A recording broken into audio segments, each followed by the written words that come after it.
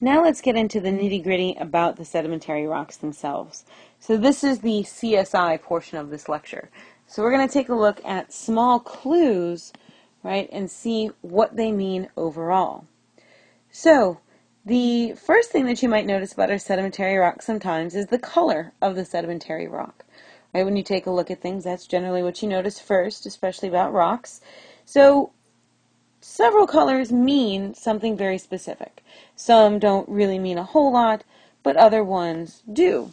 So the first color that I want to note that's important is black or gray. So if you take a look here at this picture, we see two black layers. We have one down here at the bottom and one that's kind of over here.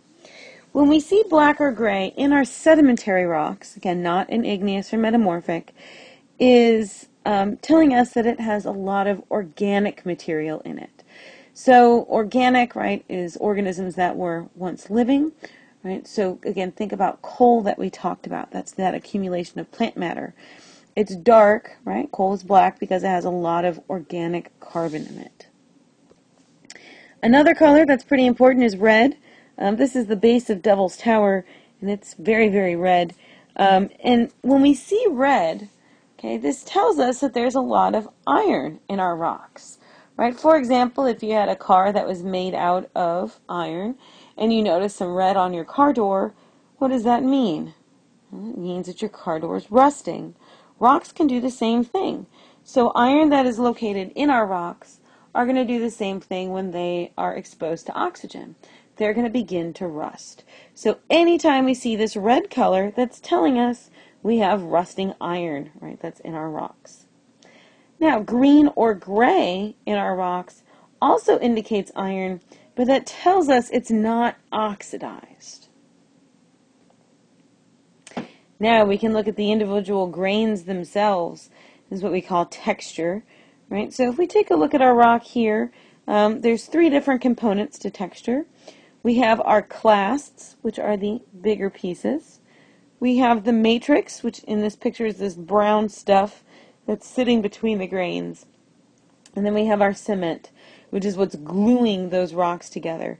And we talked about this in our last chapter. Now, the texture of our rock gives us a clue about water speed. So if I find, right, remember, first of all, we have our four different grain sizes. We have gravel, we have sand, we have silt, and we have clay. If we find fine-grained sediment, which by fine grain I'm referring to silt and clay, in order to deposit very small, tiny grains of sediment, does our water have to be moving fast or slow? Hopefully you recognize that means our water is moving very slow. Right? In order for those fine particles to settle down to the bottom of the ocean floor, that means they have to be moving very, very slowly. If I see coarse-grained sediment, which is my gravel and sand, right, those are much larger. So that means my water was moving faster, right? My water has to move really fast to pick up bigger pieces. So the grain size itself is going to tell you something about the nature of the environment in which it was deposited. So how do we determine grain size, right? Gravel, sand, silt, and clay. Well, as you can see here, it's actually pretty technical. The way we used to do it is we had sieves, which is a wire mesh, and we would run our sediment through that wire mesh, and where it would get stuck, right, on the size of the wire mesh would tell us, right, whether we are looking at gravel, sand, silt, or clay. The way that we do it now is we actually take our sample, we put it in a sealed vacuum chamber and shoot a laser at it, and it gives us the whole range of sizes, right? So that's actually much, much more accurate.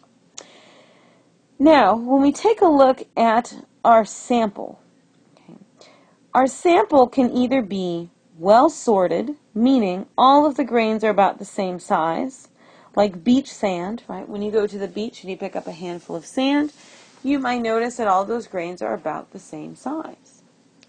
Or we can have a sample that is very poorly sorted, which means, right, it's got a bunch of different sizes all mixed together.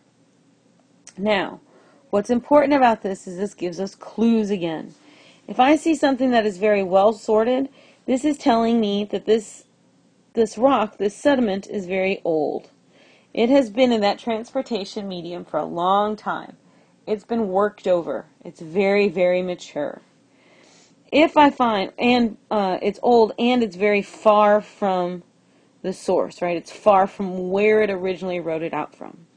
If I find something that's poorly sorted, this means it's very young, it hasn't been worked over, and it's located very close to the source, right? Close to where it eroded out of. So if we want to use those words that we learned the last time, conglomerates tend to be well sorted, and that's our round-grained gravels, and breccias tend to be very poorly sorted. Now we can also take a look at the shape and arrangement of our grains. The rounder my grains are, right, we talked about this a little bit with conglomerates and breccias, right, if I have a grain that is very round, that's telling me again it's very mature, it's been in the water system for a long time. What has happened is during transportation, all of those angles have been worked off over time. They've been knocked off. If I find something that's very angular, right, again, that's telling me it's very new. We can also look at orientation. If I'm in a river, let's say here we're looking at a river, and let's say my water is moving in this direction, and I've got these big grains that are shaped like this, what's going to happen is as that water is pushing into that grain, it's going to force that grain to turn. Oops. So it's going to turn into that direction, right, because that water is going to hit these high edges and physically force it to turn. So if I'm looking at a rock and I notice all my grains are lined up, they're long axes like this, that actually tells me the direction of the water movement. So that's actually pretty neat. So we can tell a lot of information just by looking at those physical grains themselves.